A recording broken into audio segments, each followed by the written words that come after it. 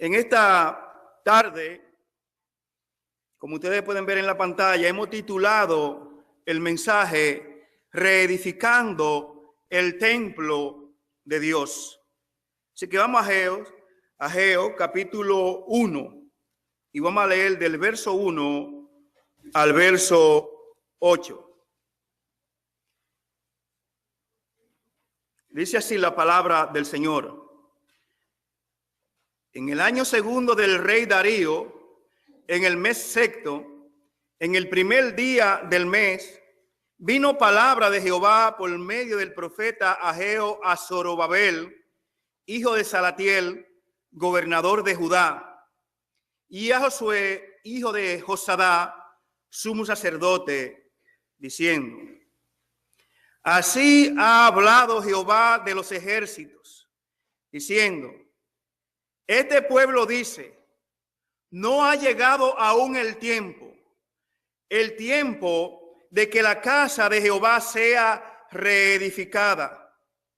Entonces vino palabra de Jehová por medio del profeta Ageo, diciendo: Es para vosotros tiempo, para vosotros de habitar en vuestras casas artesonadas, y esta casa está desierta. Pues así ha dicho Jehová de los ejércitos: meditad bien sobre vuestros caminos, sembráis mucho y recogéis poco, coméis y no os saciáis, bebéis y no quedáis satisfechos, os vestís y no os calentáis, y el que trabaja a jornar recibe su jornal en saco roto. Así ha dicho Jehová de los ejércitos: meditad sobre vuestros caminos, subí al monte y trae madera y reedificad la casa, y pondré en ella mi voluntad y seré glorificado, ha dicho Jehová. Amén. Oremos. Padre, humillados, venimos delante de tu santa y bendita presencia. Sobre todo, Dios, queremos que aún más, que tu palabra, Señor, nos humilles aún más. Tu palabra, Señor, nos aplaste. Tu palabra reviente nuestros corazones endurecidos, nuestros corazones de piedras. Tu palabra, oh Dios, nos haga ver realmente nuestra condición. Señor, muchas veces creemos que estamos bien, pero cuando nos miramos en el espejo de tu palabra, nos damos cuenta todas las imperfecciones que hay en nuestras almas. Señor, te rogamos, Padre Santo, Padre de gloria, que nos hables una vez más en esta tarde. En Cristo Jesús, nuestro Señor. Amén. Amén. El mensaje de esta tarde tenemos 4 puntos que queremos desarrollar. El primero es vamos a ver un panorama breve e histórico acerca de la nación de Israel y cuando el templo fue derribado, el templo fue quemado, los muros de la ciudad fueron destruidos. También vamos a ver el significado que tenía el templo para los judíos. Vamos a ver la oposición y el cambio de prioridades que hubo dentro de los judíos cuando ellos regresaron para reedificar el templo. Y por último vamos a ver la motivación que Dios le da a ellos para reedificar el templo que había sido destruido, y ellos comenzaron a reedificar y detuvieron la obra. El pueblo de Israel, después de la muerte de Salomón, se dividió en dos reinos. El reino del norte, cuya capital era Samaria, y el reino del sur, cuya capital era Jerusalén. Los reyes del norte, es decir, los reyes de Israel, se caracterizaron por ser reyes malos, reyes que no temían a Dios, reyes pecadores. Mas no así con los reyes del sur. Una gran mayoría de ellos eran reyes que temían a Dios, que procuraban hacer la voluntad de Dios. Pero ya al final, muchos de estos reyes se rebelaron, como fue el rey Joacín o el rey Sedequías, e introdujeron la idolatría, que era característico del reino del norte, la introdujeron en el reino del sur. Ya el pueblo de Judá comenzó también a adorar las deidades de otras naciones. Todos sabemos que el profeta Jeremías profetizó a este pueblo de lo que le iba a ocurrir, y vemos a Jeremías muchas veces llorando, destrozado al ver la condición del pueblo y saber el juicio que Dios iba a traer sobre ellos. Pero ellos no escucharon. Todo lo contrario, se rebelaron más contra Dios. Un pueblo de dura cerviz. Y varias veces apresaron al profeta, lo metieron en una cisterna, lo torturaron. Pero Jeremías era un profeta que amaba a su pueblo, y a través de esta profecía quería llamar la atención de su pueblo, quería volver el corazón de ellos a Dios. Pero el pueblo persistió en su pecado. Y Dios levantó a una nación poderosa. Levantó a un rey llamado Nabucodonosor. Saben, Dios, nuestro Dios, es el soberano del universo. Todos los reyes, los presidentes, los gobernantes, están ahí por voluntad de Él. Sean malos o sean buenos, están ahí por la voluntad de Dios. Y su gobierno, su poder, está supeditado al poder y a la voluntad de Dios, porque nuestro Dios es el Rey de reyes y Señor de señores. Y Dios levantó a los caldeos, es decir, a los babilonios, para castigar a su pueblo. Y en el año, entre el año 605 y 586 antes de Cristo, los babilonios fueron e hicieron 3 deportaciones, hicieron 3 cautiverios, donde llevaron cautivo a los mejores ciudadanos, a los jóvenes más sobresalientes, más educados de allí, de Judá. Nosotros sabemos que dentro de esos nobles que ellos llevaron cautivo, estuvieron Daniel y sus amigos. También el profeta Ezequiel fue uno también de los que se fue a la cautividad.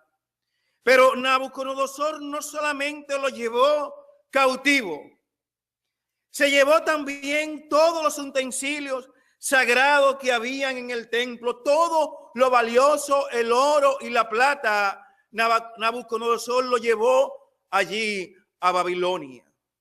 Pero no contento con eso, derribó los muros de la ciudad, derribó el templo, quemó el templo. Y esto para los judíos era la desgracia más grande que a ellos podía haberle ocurrido, que el lugar de adoración, que el lugar donde Dios había dicho que su nombre iba a estar ahí, fuese arrasado como Nabucodonosor lo hizo. Ellos lo fueron llevados allí a la cautividad. Y en el libro de Daniel nos habla un poco de los judíos en la cautividad. Algunos salmos no hablan de la cautividad. Hay salmos que se escribieron durante esa época de la cautividad, como fue el Salmo 137, donde los judíos lloraban y aquellos que lo habían llevado cautivo le pedían que le cantaran cánticos de esos que ellos cantaban allí en Sión, y ellos le respondían: ¿cómo cantaremos cántico de Jehová en tierra de extraños? Hermano, eso no dice que la adoración a Dios es en el lugar donde Él ha designado. Eso nos dice a nosotros que debemos estar en el lugar que Dios ha designado para adorarle a Él. Ellos no podían cantar cántico a Dios en tierra de extraños. Quisiera hacer un paréntesis para entender el cautiverio o el regreso del cautiverio. Hay varios libros en la Biblia que tienen una relación, que están entrelazados entre sí. Y estos libros es el libro de Daniel, el libro de Esdras, este mismo libro de Ageo, el libro de Zacarías y el libro de Estel. Todos tienen una relación porque se trata de la cautividad y también del periodo post-cautiverio. Ahora, para los judíos, y vamos a nuestro segundo punto, esto significó algo demasiado grande para ellos, la destrucción de su templo. El templo era muy significativo para la nación de Israel. El templo representaba la presencia de Dios en medio de ellos.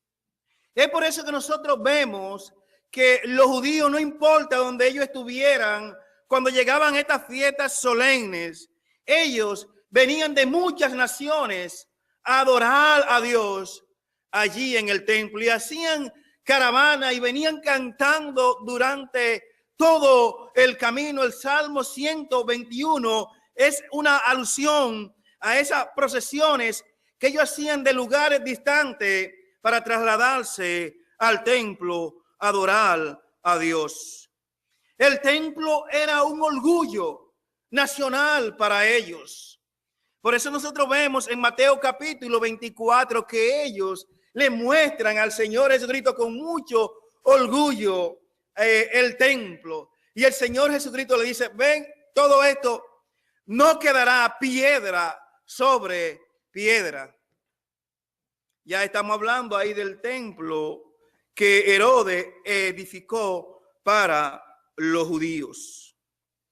El templo era, hermano, lo más importante en cuanto al lugar de adoración para los judíos.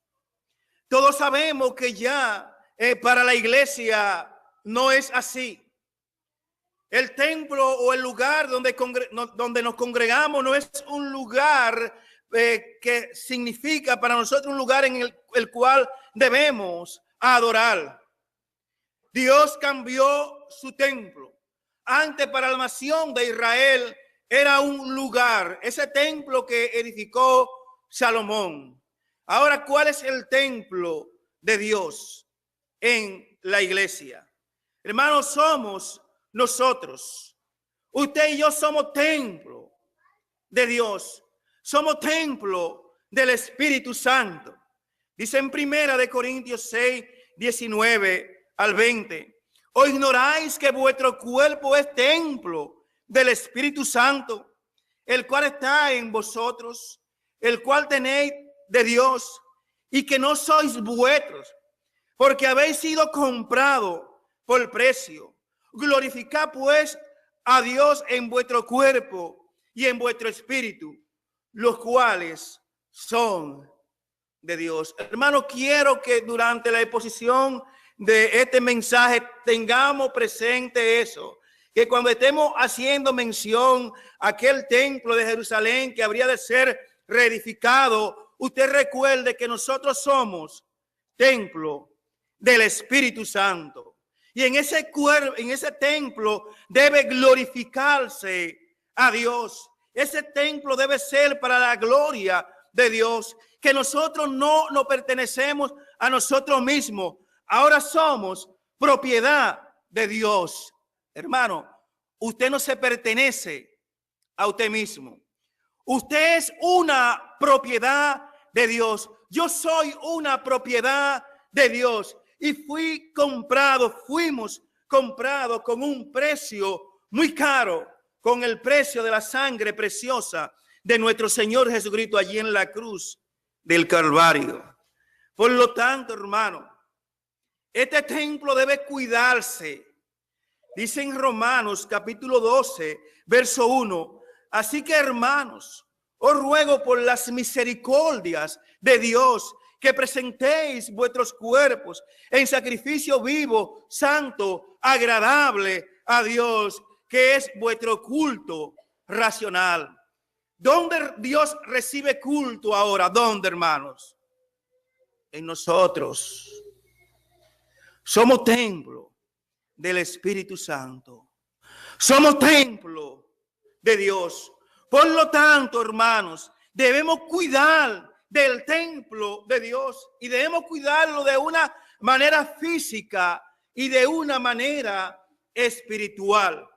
En lo físico, hermano, cuidando este templo, en lo físico, el cristiano debe tener cuidado de cómo viste. Este cuerpo es templo del Espíritu Santo. Debo saber cómo vestir como cristiano si mi cuerpo es un templo del Espíritu Santo.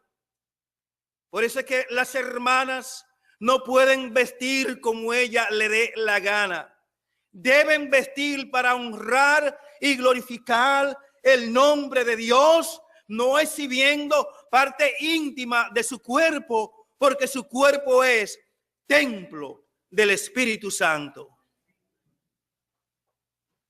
Hermanos, por eso es que el cristiano, oigan bien, jóvenes, los cristianos no debemos hacernos tatuajes en nuestro cuerpo, porque nuestro cuerpo es templo del Espíritu Santo. ¿Cómo va a embarrar, a ensuciar el templo de Dios, que es tu cuerpo, pintándote un tatuaje en tu cuerpo? Recuerda, tú no te perteneces a ti. Yo no me pertenezco a mí. Yo me pertenezco a Dios. Soy propiedad de Él. Y no puedo hacer con mi cuerpo lo que me dé la gana, porque ya no soy yo. Es Cristo en mí. Por eso, hermanos, los cristianos no deben hacerse perforaciones en su cuerpo. Oh, hermano, me he quedado alarmado viendo inconversos que se hacen perforaciones en la lengua. Ahí se ponen no sé, un anillo, un arete, no sé. Hermano, y más aún, algo tan vergonzoso y tan sucio, se hacen perforaciones hasta en miembros íntimos de su cuerpo. Los inconversos deciden vivir de esa manera porque no tienen a Dios en su vida, porque no entienden estas verdades espirituales. Pero ahora nosotros somos de Dios, somos templo del Espíritu Santo. Dios ha de ser glorificado en nuestro cuerpo, hermano. Como ahí leímos en Romanos 12:1. Así que, hermanos, os ruego, dice Pablo, por las misericordias de Dios, que os presentéis vuestros cuerpos en un sacrificio vivo, santo y agradable a Dios. Hermano, como templo del Espíritu Santo, debemos cuidar de nuestra salud. Debemos cuidar de nuestra salud. Por eso es que debemos ir al médico. Debemos tener cuidado con lo que comemos. Debemos tener cuidado con ir tarde a la cama, porque estamos maltratando el templo de Dios. Estamos maltratando el templo del Espíritu Santo. Tenemos que tener cuidado con los excesos que pudiéramos hacer con nuestro cuerpo, porque ese cuerpo es templo del Espíritu Santo. También, hermano, ya en cuanto a lo espiritual, debemos cuidar los pensamientos que se generan en esta mente carnal y perversa. El cristiano tiene que purificar sus pensamientos. También, hermanos, nuestros sentimientos. Debemos cuidar de nuestros sentimientos, porque no solamente somos cuerpo, sino también somos alma y espíritu. Entonces, debemos cuidar, hermano, de nuestra alma, que entra a nuestra vida a través de los ojos, a través de los oídos. Hermanos, somos templo del Espíritu Santo. Llegó un momento que Dios abandonó la nación de Israel. Solamente quedaba el templo allí, la piedra, físicamente hablando, pero ya Dios no se declaraba desde aquel lugar. ¿Por qué? Porque su pueblo se había volcado a la idolatría. Hermanos, recuerden, tengamos presente, nosotros somos templo de Dios. Él habita en nosotros. La Biblia nos manda a cuidar, a no destruir este templo, porque es la morada de Dios. Cuando el templo de los judíos fue destruido, cuando el templo en Jerusalén fue destruido, hermano, todo se había acabado para ellos. Era un luto nacional que había allí en aquella nación. Habían sido humillados, vejados, maltratados, pisoteados su orgullo con la destrucción del templo. Hermanos, de la misma manera ocurre con nosotros cuando nosotros comenzamos a destruir este templo. ¿Cuántos cristianos hay por ahí sin testimonio? Cristianos amargados, cristianos que no tienen credibilidad, han sido, hermanos, humillados por los mismos impíos. Cuidemos, hermanos, del templo de el Señor. Ahora bien, Dios, que es grande en misericordia, ya habían pasado 70 años de ellos estar cautivos allá en Babilonia. Y como dije al principio, Dios es el Dios soberano. Él es el Dios de la historia.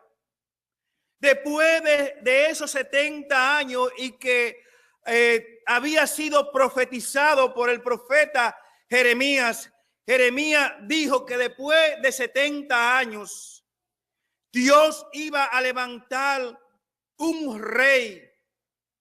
Y dijo hasta el nombre de ese rey, el rey Ciro. Iba a levantar otro imperio, el imperio medo-persa. Y este rey Ciro iba a hacer la voluntad de Dios porque era un siervo de Dios. Hermano, es increíble lo que Dios puede hacer. Un hombre pagano, lejos de ahí, ni siquiera había surgido este imperio. Y 70 años antes de que todo esto ocurriera, Dios dice cuándo va a ocurrir y hasta el nombre del rey.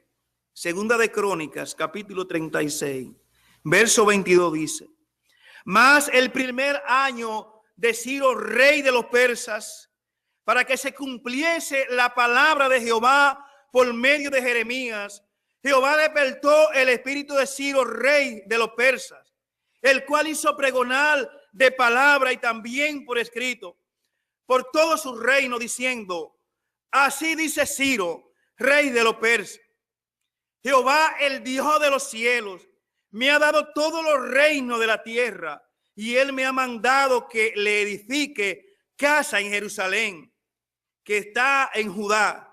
Quien hay entre vosotros de todo su pueblo, sea Jehová su Dios con él. Hermanos, es asombroso el cumplimiento de esta profecía.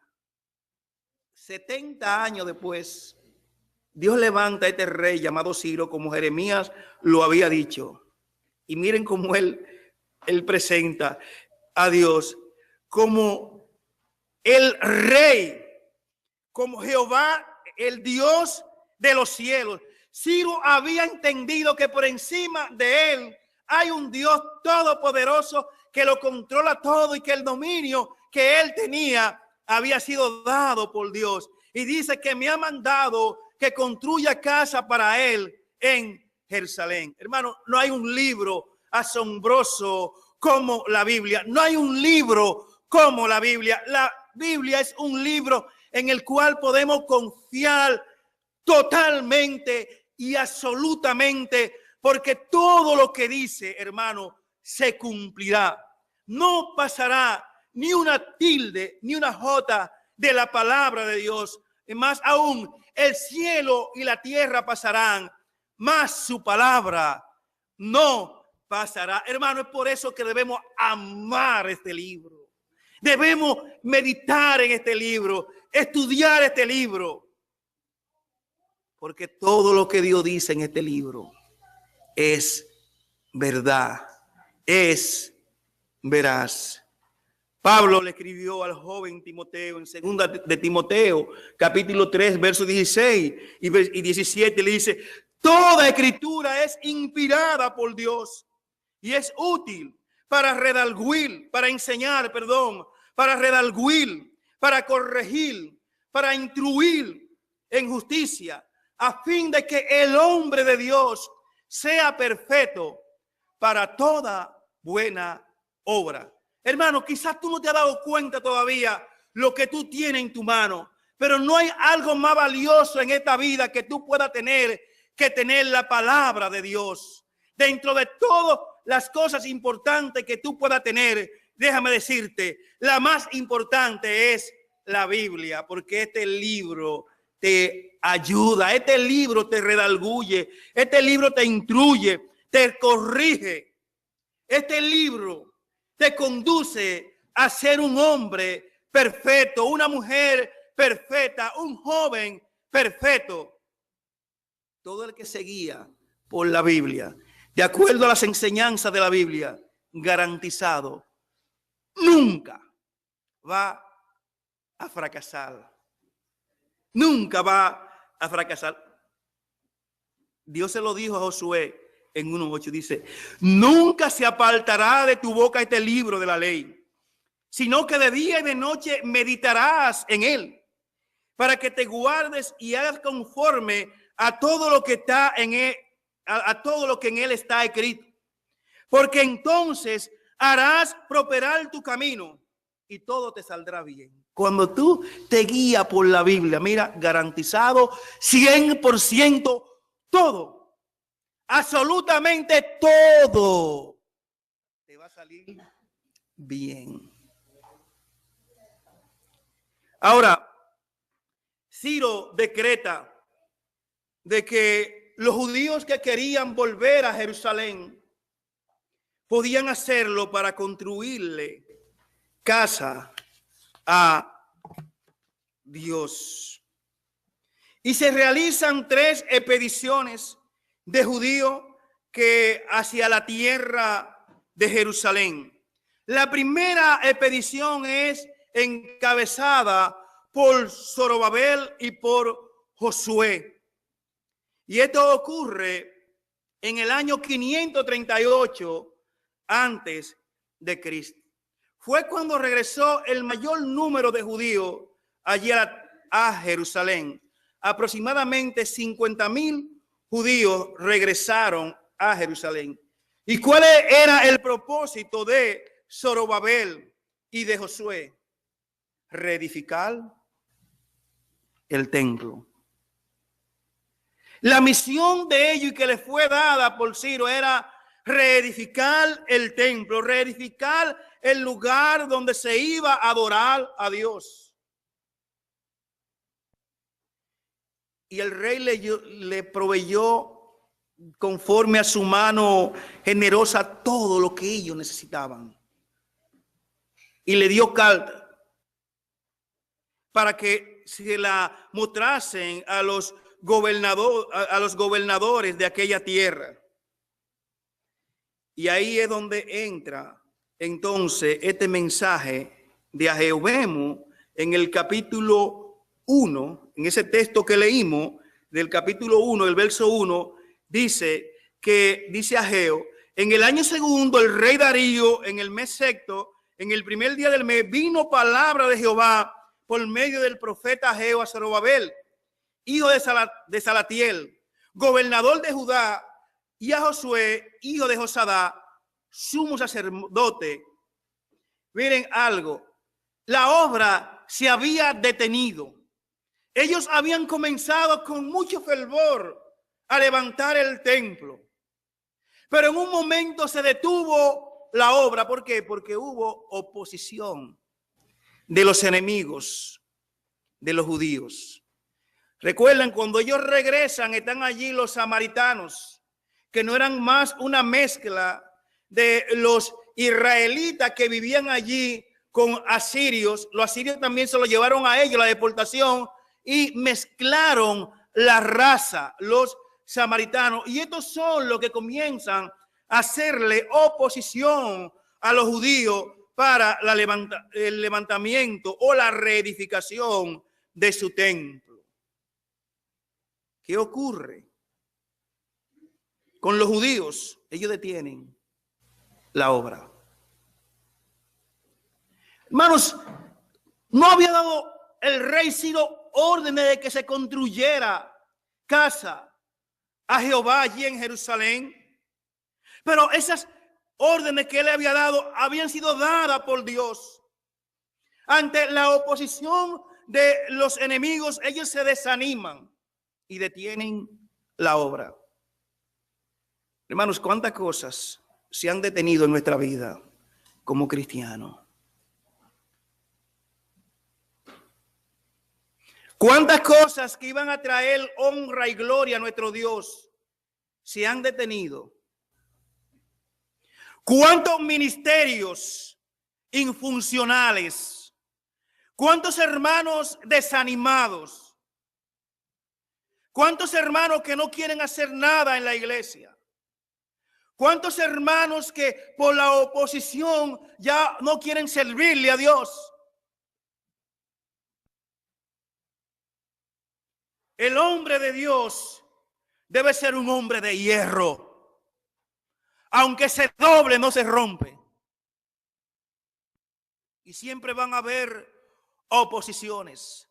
Es más, las oposiciones muchas veces aprueban nuestro ministerio. Un ministerio que no tenga oposición, es muy probable que sea un ministerio que no tenga la aprobación divina. Pues aquellos judíos que habían regresado con Zorobabel y con Josué habían detenido la obra. Ahora miren, el mensaje del profeta es directo. ¿A quién se dirige el profeta? ¿A quién? ¿A quiénes? A Zorobabel y a Josué. ¿Por qué? Porque ellos eran los líderes. Hermano, los líderes en una congregación tienen una gran responsabilidad. Dios primero nos enfrenta, nos confronta a nosotros. Somos nosotros que hemos de darle explicación a Dios acerca del estado de sus ovejas. Los ancianos en una iglesia un día vamos a tener que presentarnos delante de Dios, ante el príncipe de los pastores, el jefe de los pastores. Él es el único pastor. Nosotros simplemente somos empleados o siervos de él. El mensaje lo dirige el profeta primeramente a Zorobabel y a Josué. Ellos eran los líderes. Entonces, y después al pueblo. Miren lo que dice el verso 2 acerca de este mensaje que el profeta trae al pueblo. Así ha hablado Jehová de los ejércitos, diciendo: este pueblo dice, no ha llegado aún el tiempo que la casa de Jehová sea reedificada ante la oposición de los enemigos. Y pueden ir al libro de Esdras, capítulo 4 y capítulo 5, y pueden ver esta oposición que se desató. Ellos dijeron, no es el tiempo. Vamos a esperar el tiempo de Dios.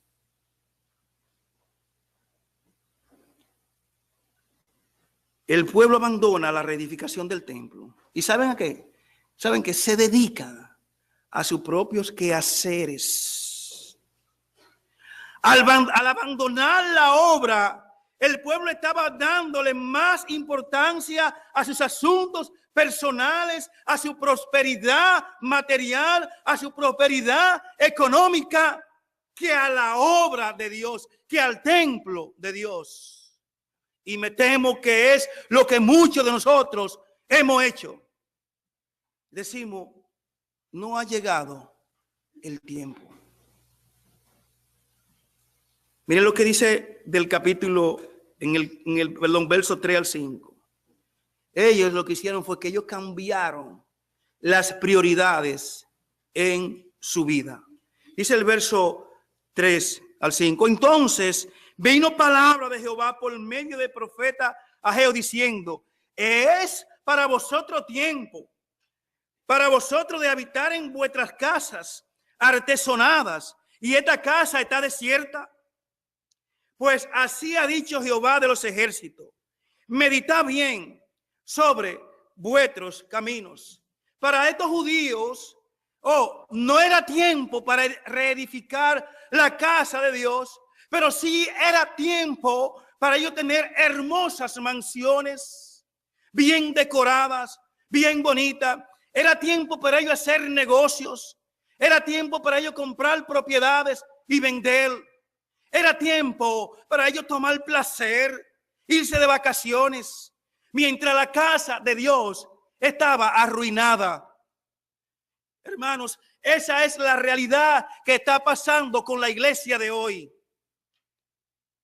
Mientras la casa de Dios está arruinada, muchas veces nosotros andamos en este mismo camino que andaban los judíos en los tiempos de Zorobabel. Dios le señala y nos puede señalar a nosotros en este tiempo. Es para vosotros tiempo de entretenimiento. Es para vosotros tiempo de diversión. Es para vosotros tiempo de salir con vuestros amigos. Es para vosotros tiempo de iros de vacaciones. Es para vosotros tiempo de amasar riquezas. Es para vosotros tiempo de construir y de destruir. Hermano, yo no estoy diciendo que estas cosas son malas en sí mismas, pero en la vida tenemos que establecer bien nuestras prioridades. Hermanos, si no tenemos tiempo para meditar en la palabra de Dios, si no tenemos tiempo para orar, si no tenemos tiempo para congregarnos, si no tenemos tiempo para testimoniar, para hablarle ahora a otros de Cristo, si no hay tiempo, hermano, para estas cosas, entonces las que mencioné más arriba son pecaminosas. Que quede claro. Si nosotros no tenemos tiempo para meditar en la palabra de Dios, para orar, tiempo para congregarme, tiempo para testimoniar, y si tenemos tiempo para janguear con mis amigos, si tengo tiempo para tomar vacaciones, tengo tiempo para trabajar, trabajo extra, tiempo extra en mi trabajo, tiempo para amasar riqueza, esas cosas son pecaminosas si yo no tengo tiempo para estas. Eso había pasado con estos judíos. Habían abandonado la reedificación del templo por ir tras estas cosas. El Señor Jesucristo dijo en Lucas 14:26, si alguno viene a mí y no aborrece a su madre, a su padre y madre y mujer e hijos y hermanos y hermanas, y aún también su propia vida, no puede ser mi discípulo. Hermanos, no está hablando aquí en términos de aborrecer, de odiar, sino en amar menos. Debemos amar a Dios por encima de cualquier cosa en este mundo.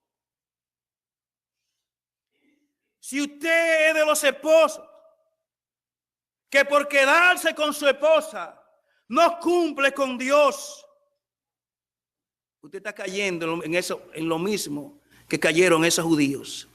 Si usted es de los esposos, usted es el padre, que usted prefiere quedar bien totalmente con sus hijos a expensa de la adoración que usted debe dispensarle a Dios, déjeme decirle una cosa, Dios hasta le puede cortar ese hijo, porque Dios debe ocupar el primer lugar en nuestras vidas. Mateo 6:33, más buscar primeramente el reino de Dios y su justicia, y todas estas cosas os serán añadidas. Hermanos, como consecuencia, miren el verso 6, el Señor le dice, sembráis mucho y recogéis poco, coméis y no os saciáis, bebéis y no quedáis satisfechos, os vestís y no os calentáis, y el que trabaja jornal recibe su jornal en saco roto. Esa es la realidad de muchos evangélicos, tanto que se afanan, llevan hasta 2 trabajos y 3 trabajos y siempre viven en la misma crisis. ¿Por qué? Porque han descuidado en su vida lo más importante, han descuidado la adoración a Dios, han descuidado meditar en la palabra de Dios, han descuidado orar, han descuidado congregarse. Y esa es su condición. Como decimos en República Dominicana, amolando y siempre voto. Si nuestros hermanos dureños no conocían ese refrán, es un refrán dominicano. Amolando y siempre voto. Por más que trabaja, por más que te afana, por más, siempre está metido en un lío económico, muchos problemas, porque cuando te gana algo se te enferma el muchacho y tienes que gastarlo en el muchacho. Pero eso es porque tú has descuidado tu adoración a Dios, has quitado a Dios del primer lugar que Dios debe ocupar en tu vida. Dicen en 1 Samuel 2:30, por tanto, Jehová, el Dios de Israel, dice, yo había dicho que tu casa y la casa de tu padre andarán delante de mí perpetuamente. Mas ahora ha dicho Jehová, nunca yo tal haga, porque yo honraré a los que me honran y a los que me desprecian serán tenidos en poco. Oiga, estas palabras son duras, pero es Dios que la dice. Él dice que Él va a honrar a los que le honran, pero a los que lo desprecian, lo va a tener en poco. Despreciar a Dios es despreciar su palabra. Despreciar a Dios es despreciar, no querer hablar con Él a través de la oración. Despreciar a Dios es despreciar el lugar donde Él ha seleccionado para que su pueblo se congregue y no asistir a ese lugar. Despreciar a Dios es no cumplir con la gran comisión de ir a predicar este evangelio por toda parte. Y Dios dice que a todos los que hacen eso, Él lo va a tener en poco. Hermanos, ya vamos a terminar. Vamos a nuestro último punto. Vemos entonces a Dios, porque Dios es misericordioso. Él no nos deja así. Él vuelve a nosotros. Y vemos que en el verso 7 al 8 dice: así ha dicho Jehová de los ejércitos, meditad sobre vuestros caminos, subid al monte y traed madera y reedificad la casa, y pondré en ella mi voluntad y seré glorificado. Ha dicho Jehová. Dios lo está motivando. Suban al monte, corten madera, vengan, reedifiquen la casa, y en esa casa yo voy a poner mi voluntad y mi nombre será glorificado. Hermanos, se hace necesarios de que subamos al monte. Los montes en la Biblia son símbolos de espiritualidad. Lugar donde vamos, donde subimos para adorar a Dios, para orar a Dios, para tener comunión con Él allí en la soledad. Si algo nos falta a nosotros para reedificar nuestras vidas, reedificar este templo, hermano, es una vida de oración. Subamos al monte. Abraham subió al monte allí, a uno de los montes de Moriah. La vida de Abraham no fue igual. Allí Dios le declaró a Abraham cuando iba a sacrificar a su único hijo Isaac. Dios proveyó de un cordero sustitutorio. Tremenda profecía encerrada ahí en Génesis, capítulo 22. Abraham subió al monte con el muchacho y adoró. Moisés subió al monte Sinaí, hermanos, y tuvo un encuentro con Dios. Dios se le declaró a Moisés desde el templo, desde el monte, perdón. Luego volvió y subió al monte Sinaí. Hermano, y esta vez trajo madera, porque trajo la tabla de los 10 mandamientos para su pueblo. Se hace necesario que los predicadores de la palabra de Dios subamos al monte para traer buen alimento al pueblo de Dios.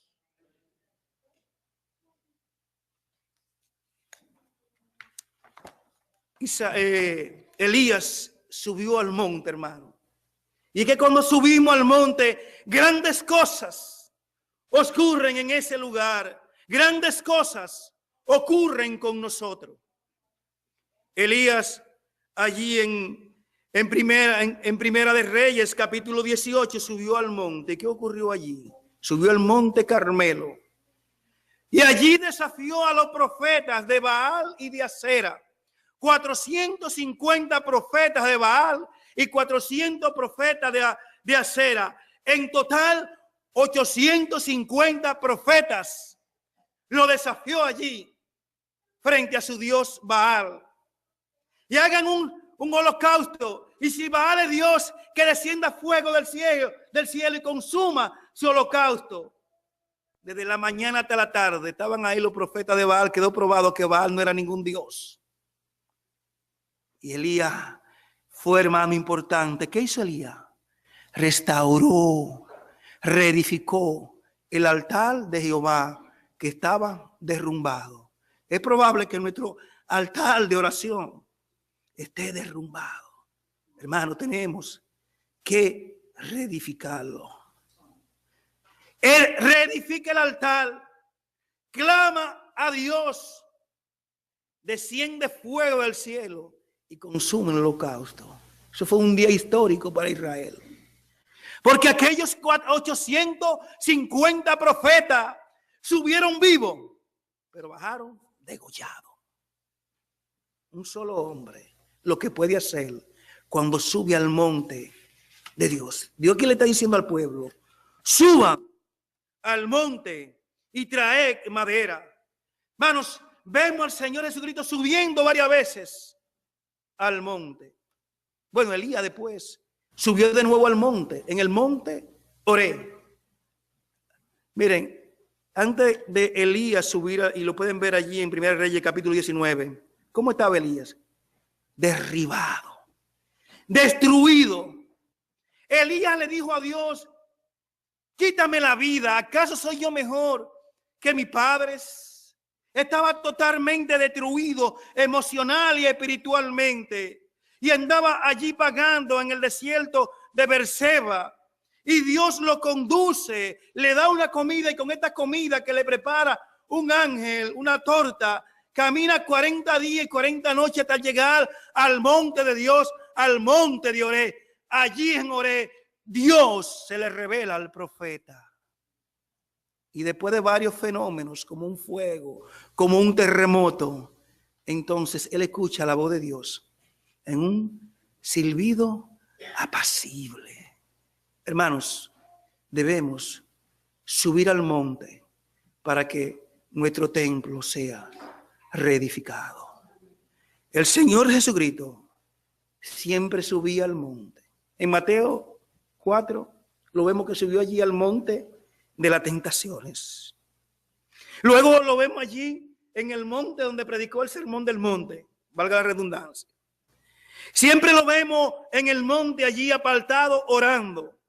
Luego lo vemos allí en el monte de la transfiguración, donde se transfigura delante de Pedro, de Jacobo y Juan. Era un hombre que le gustaba subir al monte. Y finalmente, hermano, sube al monte Gólgota, al monte Calvario, para entregar su vida por cada uno de nosotros. Hermanos, ¿cómo está nuestro monte? ¿Cuándo fue la última vez que subimos al monte? Aquí el profeta le dice al pueblo: suban al monte y traed madera para la edificación de la casa. Y dice Dios: y yo pondré mi voluntad en ella y seré glorificado. A esta ciudad de Providence le falta ver lo que Dios puede hacer con una iglesia que se dedica a reedificar su templo, que cada creyente se dedica a reedificar su vida, que cada creyente diariamente sube al monte de Dios y en oración clama a su Dios. Eso podrá ser la diferencia en esta ciudad de Providence si nosotros subimos al monte. Hermanos, que el Señor nos bendiga. Oremos. Padre, te damos gracias por tu santa y bendita palabra. Oh Dios, ciertamente nuestras vidas están arruinadas como estaba el templo allí en Jerusalén. O probablemente están derrumbadas como estaban los muros de la ciudad. Señor, pero tú tienes el poder para reedificarnos, para levantarnos. Tú tienes el poder, oh Dios, para hacer de nosotros de nuevo un templo donde se honre y se glorifique tu santo nombre. Padre, oh Dios, que tu palabra encuentre en esta tarde cabida en los corazones de cada uno de los presentes, comenzando por tu siervo. En Cristo Jesús nuestro Señor. Amén.